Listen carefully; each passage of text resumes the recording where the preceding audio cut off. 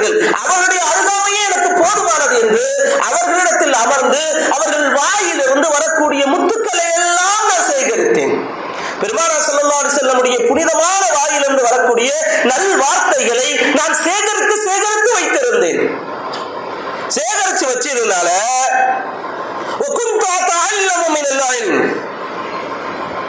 அவரிடத்தில் எல்லா கல்வியும் கற்றுக்கொண்டேன். ஆனா நீங்க என்ன சொல்றீங்க?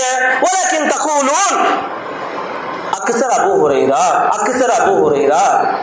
கைஃப தகூலூன், எப்படி உங்களால சொல்ல முடியுது? நான் கஷ்டப்பட்டு கல்வியை கத்துக்கிட்டேன், இவ்வளவு ஹதீஸுகளை மனனம் செஞ்சேன், அதை நான் மக்களுக்கு எடுத்து சொல்றேன். அதுக்கு காரணம் என்ன? வேறு எதை பற்றியும் சிந்தனை இல்லாமல் பெருமானார் ஸல்லல்லாஹு அலைஹி வஸல்லம் அருகாமையில் அமர்ந்து கல்வியை கற்றுக்கொண்டதனுடைய பாக்கியம் என்று சொல்கிறார்.